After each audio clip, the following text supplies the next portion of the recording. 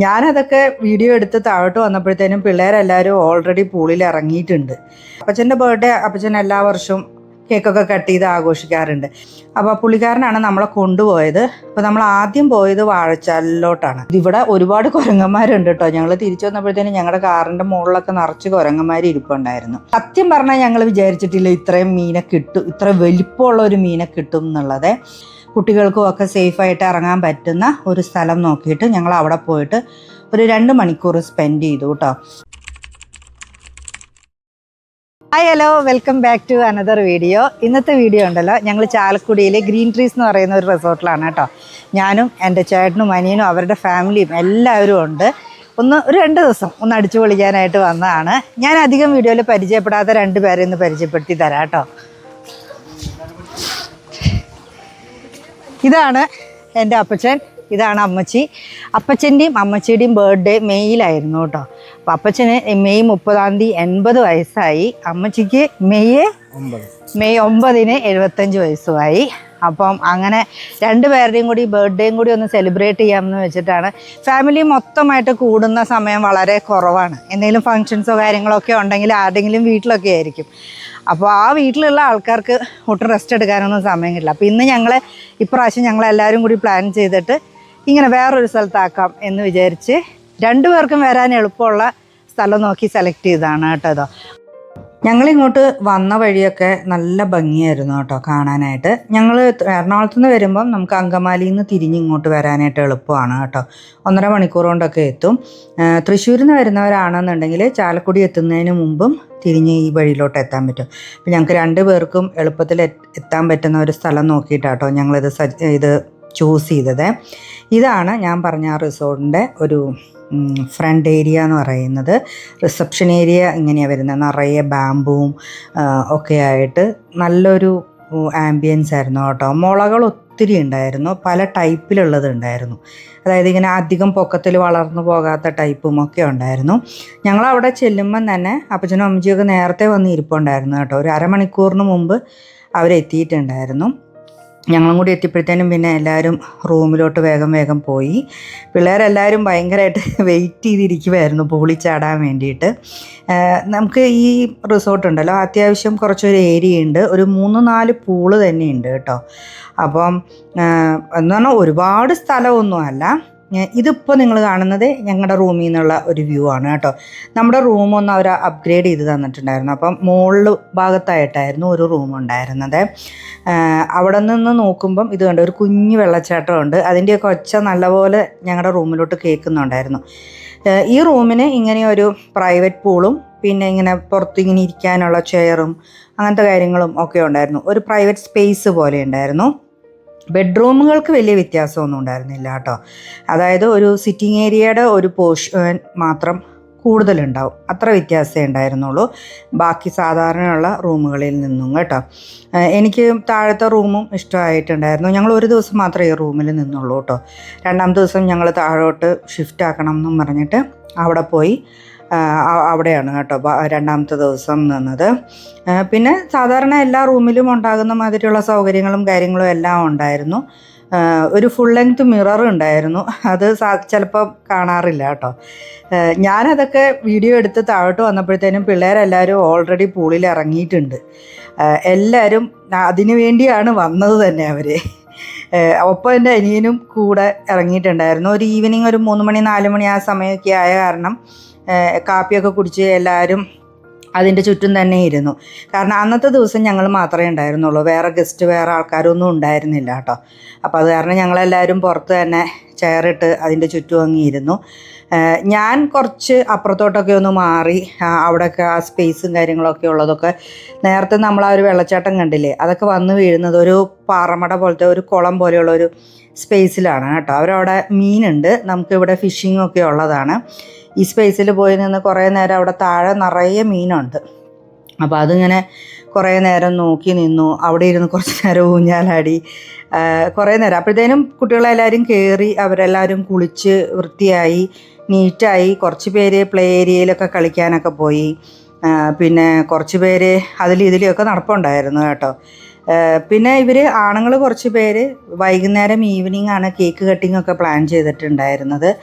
അപ്പം അതിന് വേണ്ടിയിട്ടുള്ള കാര്യങ്ങളെല്ലാം റെഡിയാക്കുന്നുണ്ടായിരുന്നു കേട്ടോ. ഇപ്പോൾ ഈ വീഡിയോയിൽ നിങ്ങൾ കാണുന്നത് ഇത് ഒന്ന് എൻ്റെ അനിയനും ഒന്ന് ചേട്ടനുമാണ്. എനിക്ക് 2 ബ്രദേഴ്സാണ് കേട്ടോ ഉള്ളത്. അപ്പം അവരും അവരുടെ ഫാമിലിയുമാണ് ഇന്നത്തെ ഈ ട്രിപ്പിൽ എൻ്റെ കൂടെ ഉണ്ടായിരുന്നത്.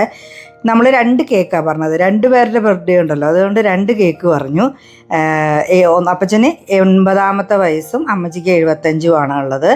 അപ്പോൾ അങ്ങനെ 2 പേരും അങ്ങനെ ഒരുമിച്ച് ആഘോഷിക്കുകയൊക്കെ വളരെ കുറവാണ്. അപ്പച്ചൻ്റെ ബർത്ത്ഡേ അപ്പച്ചൻ എല്ലാ വർഷവും കേക്കൊക്കെ കട്ട് ചെയ്ത് ആഘോഷിക്കാറുണ്ട്.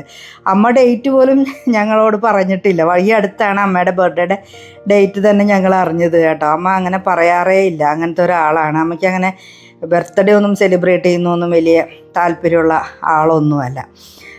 ഇതിപ്പോൾ ഞങ്ങളിങ്ങനെ എല്ലാവരും കൂടി കൂടാനൊക്കെ ആയിട്ട് പ്ലാൻ ചെയ്തു എന്ന് പറഞ്ഞു കഴിഞ്ഞപ്പോഴാണ് ആശാത്തി ഒന്ന് സമ്മതിച്ചത്.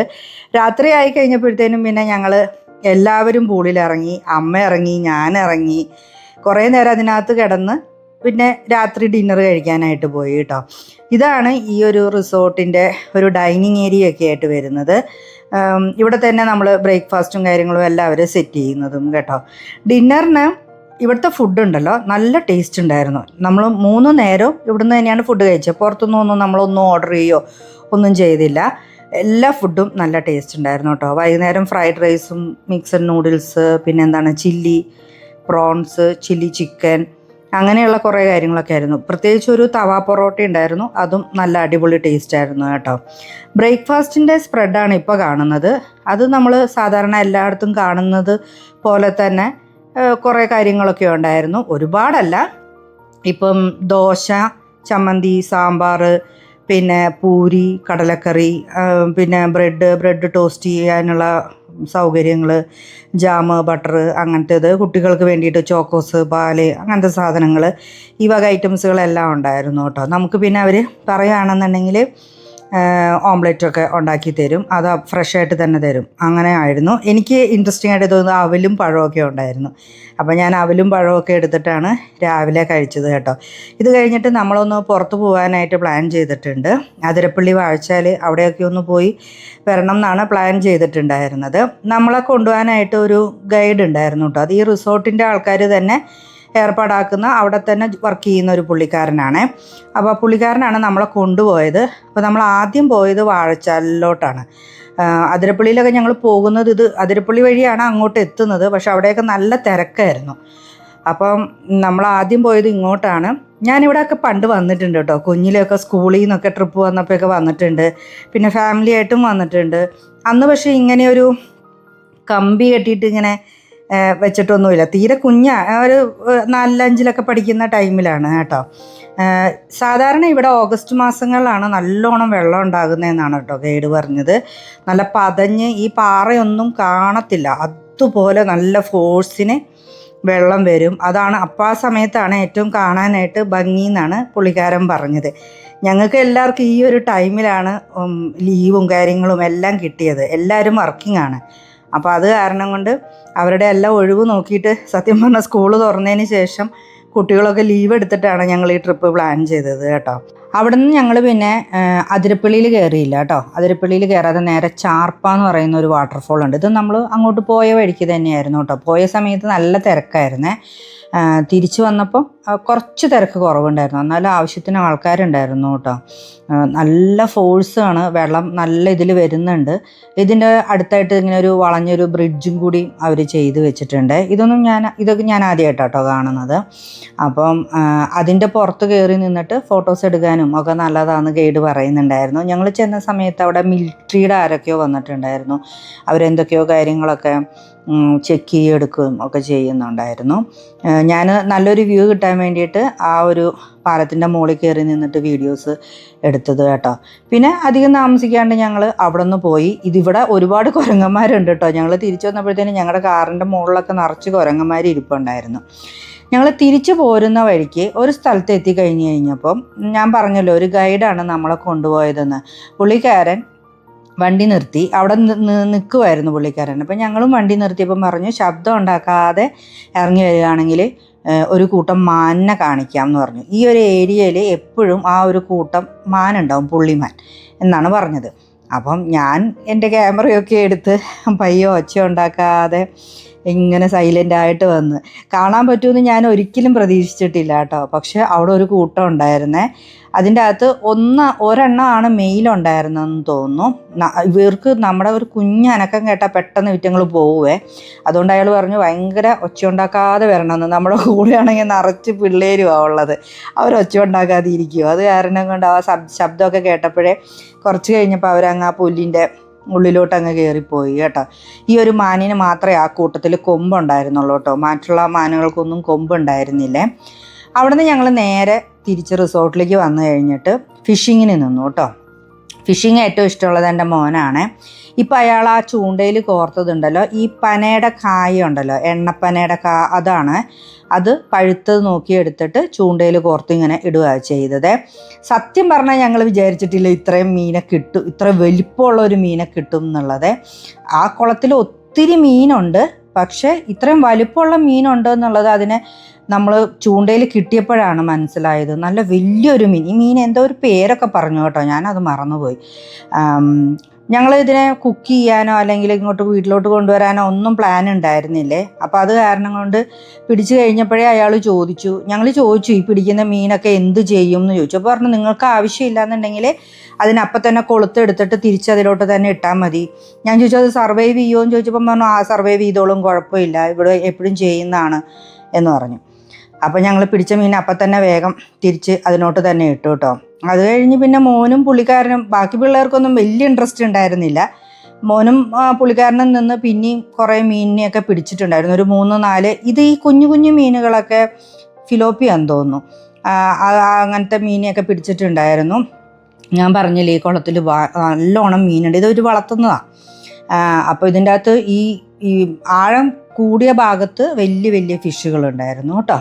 പിന്നെ ഞങ്ങളെല്ലാവരും ലഞ്ച് കഴിക്കാൻ പോയി. ലഞ്ചിന് നല്ല അടിപൊളി ബീഫ് റോസ്റ്റ്, മീൻകറി, പിന്നെ ഡ്രാഗൺ ചിക്കൻ, അത് കണ്ടോ, അത് തവ പൊറോട്ട കേട്ടോ, നല്ല ടേസ്റ്റ് ഉണ്ട്. ഞാൻ ആദ്യമായിട്ടാണ് ഇവിടുത്തെ വേറൊരു സ്റ്റൈലിൽ തവ പൊറോട്ട കഴിക്കുന്നത്.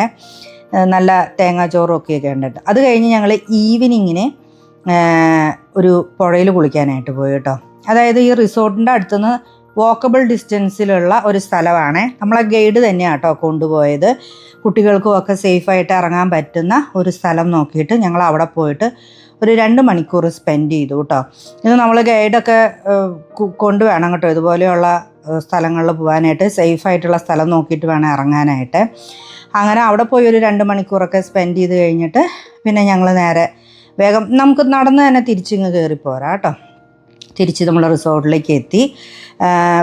ഞങ്ങൾ ഈ പോകുന്ന സമയത്തെല്ലാം ഇടയ്ക്കിടയ്ക്ക് മഴ പെയ്യുന്നുണ്ടായിരുന്നു. മഴ ഒരു കുഞ്ഞതായിട്ട് ഞങ്ങളെ നല്ലതുപോലെ ശല്യം ചെയ്യുന്നുണ്ടായിരുന്നു, പറയാതിരിക്കാൻ വയ്യ. പിറ്റേ ദിവസം നേരം വെളുത്തപ്പോഴത്തേനും നല്ല ഉഗ്രം മഴയായിരുന്നു. പുഴയിൽ ഇറങ്ങി കുളിച്ചതിൻ്റേതായിട്ടുള്ള ഒരു ശരീരവേദനയും ഒക്കെ ഉണ്ടായിരുന്നു കേട്ടോ പിറ്റേ ദിവസത്തിന്. ഞാൻ പറഞ്ഞല്ലോ വേറൊരു വീഡിയോയിൽ, കുഞ്ഞിലെയൊക്കെ ഒത്തിരി പുഴയിലൊക്കെ കുളിച്ചിട്ടുള്ളതാണ്. അപ്പോൾ ഈ നമ്മൾ ഇത്രയും വലുതായതിന് ശേഷമൊന്നും അങ്ങനെ നമ്മൾ പാറയിലൊക്കെ കല്ലൊക്കെ ചവിട്ടി കാലയിലൊക്കെ നല്ല വേദന ഉണ്ടായിരുന്നു. പിന്നെ രാവിലെ എഴുന്നേറ്റ് ഞങ്ങൾ കുളിച്ചു, ഫ്രഷായി. അവിടെ നിന്ന് പിന്നെ പോരാനുള്ള ചെക്കൗട്ട് ചെയ്യാനുള്ള കാര്യങ്ങളും ഒക്കെ നോക്കി. നല്ല മഴയായിരുന്നു. മഴയത്ത് കുറച്ച് നേരം കൂടി ഞാൻ അതിലെല്ലാം നടന്നു. നമുക്ക് നല്ലൊരു അടിപൊളി ഒരു മെമ്മറബിളായിട്ടുള്ള ഒരു 2 ദിവസം നമുക്ക് അങ്ങനെ കിട്ടി.